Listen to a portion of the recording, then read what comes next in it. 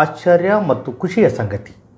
ಕನ್ನಡವೂ ಸೇರಿದಂತೆ ತೆಲುಗು, ಮರಾಠಿ, ಬಂಗಾಲಿ, ಹಿಂದಿ, ಸಂಸ್ಕೃತ ಹೀಗೆ ಹಲವಾರು ಭಾಷಾವಾರು ಕವಿಗಳನ್ನು ಹುಡುಕಿ ಕವಿಗೋಷ್ಠಿ ನಡೆಸುತ್ತಿರುವುದು ವಿಶೇಷ ಮತ್ತು ಶ್ಲಾಘನೀಯ ಎಂದು ಹಿರಿಯ ಪತ್ರಕರ್ತ ಡಿ.ಎಚ್. ಕಂಬಳಿ ಹೇಳಿದರು. ಜಿಲ್ಲಾ ಮತ್ತು ತಾಲೂಕು ಕನ್ನಡ ಸಾಹಿತ್ಯ ಪರಿಷತ್ತು ಮತ್ತು ಜಮಾಅತೆ ಇಸ್ಲಾಮಿ ಹಿಂದ್ ಇವರ ಸಂಯುಕ್ತಾಶ್ರಯದಲ್ಲಿ ನಗರದ Sunrise D pharmacy nursing paramedical ಕಾಲೇಜಿನಲ್ಲಿ ಹಮ್ಮಿಕೊಂಡ 2024-25ನೇ ಸಾಲಿನ ದತ್ತಿ ಉಪನ್ಯಾಸದ ಅಂಗವಾಗಿ ಬಹುಭಾಷಾ ಕವಿಗೋಷ್ಠಿ ಕಾರ್ಯಕ್ರಮದಲ್ಲಿ ಸಸಿಗೆ ನೀರು ಹಾಕುವ ಮೂಲಕ ಉದ್ಘಾಟಿಸಿ ಮಾತನಾಡಿದ ಅವರು, ಸಮಾಜ ಕೌಲುದಾರಿಯಲ್ಲಿದೆ. ಪ್ರಪಂಚದಾದ್ಯಂತ ಉತ್ತಮ ವಿಚಾರ ಉತ್ಪಾದನೆ ಮಾಡುವ ಬದಲು ದ್ವೇಷ ಉತ್ಪಾದನಾ ಕೇಂದ್ರ, ದ್ವೇಷ ಭಾಷಾ ಕೇಂದ್ರ, ಭಯೋತ್ಪಾದನೆ ಕೇಂದ್ರಗಳು ಹಾಗೂ ಅಸೂಯೆ ಕೇಂದ್ರಗಳು ಉತ್ಪತ್ತಿಯಾಗುತ್ತಿರುವುದು ದುರದೃಷ್ಟಕರ ಸಂಗತಿ. ವಿಶ್ವದ ದೊಡ್ಡಣ್ಣ ಎನಿಸಿಕೊಂಡ ಅಮೆರಿಕ ಇಡೀ ಜಗತ್ತಿಗೆ ಮಾದರಿಯಾಗಬೇಕಿತ್ತು. ಆದರೆ ಈಗ ನಮ್ಮ ಭಾರತದ ವಲಸಿಗರನ್ನು ಹೊರಗೆ ತಳ್ಳುತ್ತಿದ್ದಾರೆ, ಗಡೀಪಾರು ಮಾಡುತ್ತಿದ್ದಾರೆ. ಕಾಲು ಕೈ ಕಟ್ಟಿ ಊಟ ಮಾಡಲಿಕ್ಕೂ ಬಿಡದವರು ಮಾನವ ಹಕ್ಕುಗಳ ಬಗ್ಗೆ ಮಾತನಾಡುತ್ತಿದ್ದಾರೆ, ಶಾಂತಿ ಬೋಧನೆ ಮಾಡುತ್ತಿದ್ದಾರೆ, ವಿಶ್ವಸಂಸ್ಥೆಯ ನೇತೃತ್ವ ವಹಿಸುತ್ತಿದೆ. ಈ ರೀತಿ ಅಮೆರಿಕ 16 ವರ್ಷಗಳಿಂದ ಶಾಂತಿ ಹೇಳಿ ಕ್ರೌರ್ಯ ಮೆರೆಯುತ್ತಿದೆ. ಜಗತ್ತಿನ ದೊಡ್ಡಣ್ಣ ಅಂತ ಗುರುತಿಸಿಕೊಂಡ ಅಮೆರಿಕವನ್ನು ದೊಡ್ಡಣ್ಣ ಎಂದು ಕರೆಯಬೇಕೇ ಅಥವಾ ದೇಶದ ಪ್ರಭುತ್ವ ಹಿಡಿದುಕೊಂಡ ಭಯೋತ್ಪಾದನಾ ದೇಶವೊಂದು ಕರೆಯಬೇಕೆ ಎಂದು ಹರಿಹಾಯ್ದರು. ಇದೇ ವೇಳೆ ಕಾರುಣ್ಯಾಶ್ರಮದ ಕಾರ್ಯಾಧ್ಯಕ್ಷರಾದ ಡಾಕ್ಟರ್ ಚನ್ನಬಸವೇಸ್ವಾಮಿ ಹಿರೇಮಠ್, ಸಮರ್ಪಣಾ ಅಭಿವೃದ್ಧಿ ಸಂಸ್ಥೆಯ ಆಶಯಕಿರಣ ಅನಾಥ ಹಾಗೂ ಬಡ ಮಕ್ಕಳ ವಸತಿ ನಿಲಯದ ಅಧ್ಯಕ್ಷ ಚಂದ್ರಗೌಡ, ಸಮಾಜ ಸೇವಕ ಉಸ್ಮಾನ್ ಪಾಷಾ ಚಕ್ರವರ್ತಿ, ಮಕ್ಕಂದರ್ ಶಾ ಹಾಗೂ ಸುಮಿತ್ರಾ ರಮೇಶ್ ಬಿಡ್ಲಾನ್ ಅವರಿಗೆ ಸನ್ಮಾನಿಸಿ ಗೌರವಿಸಲಾಯಿತು. ಪ್ರಾಸ್ತಾವಿಕವಾಗಿ ತಾಲೂಕು ಕನ್ನಡ ಸಾಹಿತ್ಯ ಪರಿಷತ್ ಅಧ್ಯಕ್ಷ ಪಂಪಯ್ಯಸ್ವಾಮಿ ಸಾಲಿಮಠ್ ಮಾತನಾಡಿದರು. ಕವಿಗೋಷ್ಠಿಯಲ್ಲಿ Manasa Kartigi, Sharbhayya Swamy, Vishwanath Biswas, R H number camp, Veeresh ಉಪನ್ಯಾಸಕ, ಮಹಮ್ಮದ್ ಸರ್ಫುದ್ದೀನ್ ಸೇರಿದಂತೆ ಭೋಗೇಶ್ ಅನೇಕರು ಕವನ ವಾಚನ ಮಾಡಿದರು. ವೇದಿಕೆ ಮೇಲೆ ಜಮಾಅತೆ ಇಸ್ಲಾಮಿ ಹಿಂದ್ ತಾಲೂಕು ಅಧ್ಯಕ್ಷ ಟಿ ಹುಸೇನ್ ಸಾಬ್ ಅಧ್ಯಕ್ಷತೆ ವಹಿಸಿದ್ದರು. ಶರ್ಭಯ್ಯ ಸ್ವಾಮಿ ತುರುವಿಹಾಳ್ ಕವಿಗೋಷ್ಠಿ ಅಧ್ಯಕ್ಷತೆ ವಹಿಸಿದ್ದರು.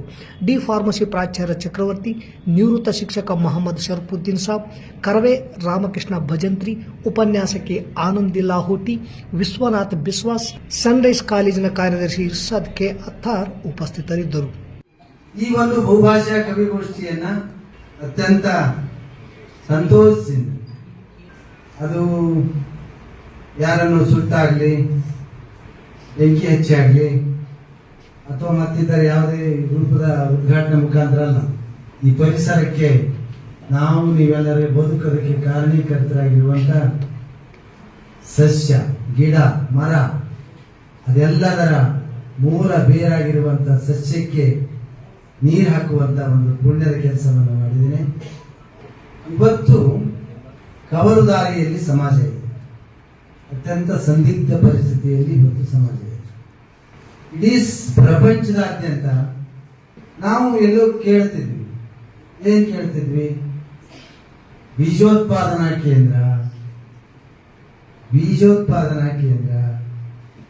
ಸಾಂಸ್ಕೃತಿಕ ಕೇಂದ್ರ, ದೇಶೀಯ ಕೇಂದ್ರ, ಈ ತರದ ಹಲವಾರು ಕೇಂದ್ರಗಳನ್ನು ನಾವು ಕಾಣ್ತೀವಿ. ಆದ್ರೆ ಇವತ್ತು ಬೇರೆ ಬೇರೆ ಕೇಂದ್ರಗಳನ್ನ ಈ ದೇಶದಲ್ಲಿ, ಪ್ರಪಂಚದಲ್ಲಿ ಕಾಣ್ತೇವೆ. ಇಡೀ ಪ್ರಪಂಚ ಒಂದೇ ಇರಬೇಕು, ಪ್ರಪಂಚದಾದ್ಯಂತ ಒಂದೇ ವ್ಯಾಪಾರ ಇರಬೇಕು, ಪ್ರಪಂಚದಾದ್ಯಂತ ಒಂದೇ ಉಡುಗೆ ತೊಡುಗೆ ಇರಬೇಕು, ಪ್ರಪಂಚದಾದ್ಯಂತ ಒಳ್ಳೆ ನಾಗರಿಕತೆ ಇರಬೇಕು, ಪ್ರಪಂಚ ಸಣ್ಣದಾಗಿರಬೇಕು, ನಾನು ಅಲ್ಲಿಗೆ ಹೋಗ್ಬೇಕು, ಅವ್ರು ಇಲ್ಲಿಗೆ ಬರಬೇಕು, ಒಂದು ಕ್ಷಣ ಮಾತ್ರದಲ್ಲಿ ಒಬ್ಬರಿಗೊಬ್ಬರು ಸಂಪರ್ಕ ಮಾಡಬೇಕು. ಇಷ್ಟು ಜಾಗತೀಕರಣದ ಸಂದರ್ಭದಲ್ಲಿ ಇದು ನನ್ನ ದೇಶ, ಈ ದೇಶದಲ್ಲಿ ನೀವು ಇರಬಾರ್ದು, ಇದು ನನ್ನ ದೇಶ, ನನ್ನ ದೇಶದಲ್ಲಿ ನೀವು ಇರಬಾರ್ದು, ಇದು ನನ್ನ ಭಾಷೆ, ನನ್ನ ಭಾಷೆಯಲ್ಲಿ ನೀವು ಇರಬಾರ್ದು, ಇದು ನನ್ನ ಊರು, ನನ್ನ ಊರಿನಲ್ಲಿ ನೀವು ಇರಬಾರ್ದು. ಇದು ದ್ವೇಷ ಕೇಂದ್ರ, ಇದು ದೇಶ ಉತ್ಪಾದನಾ ಕೇಂದ್ರ. ನೀವು ನಿನ್ನೆ ಮೊನ್ನೆ ಪತ್ರಿಕೆಯಲ್ಲಿ, ಟಿವಿನಲ್ಲಿ ನೋಡ್ತಾ ಇದ್ರೆ, ಮಾಧ್ಯಮಗಳನ್ನ ಗಮನಿಸ್ತಾ ಇದ್ರೆ, ನೀವೆಲ್ಲ ಸೋಷಿಯಲ್ ಮೀಡಿಯಾದಲ್ಲಿ ಬಹಳ ಆಕ್ಟಿವ್ ಆಗಿರುವಂತವ್ರು, ನಿಮಗೆ ನಾನು ಬಹಳ ವಿಸ್ತಾರ ಮಾಡೋದು ಅವಶ್ಯ ಇಲ್ಲ ಅಂತ ನಾನು ಭಾವಿಸ್ತಾ ಇದ್ದೀನಿ. ಅಮೆರಿಕಾದಿಂದ ಅಕ್ರಮ ವಲಸಿಗಾರರು ಅಂತೇಳಿ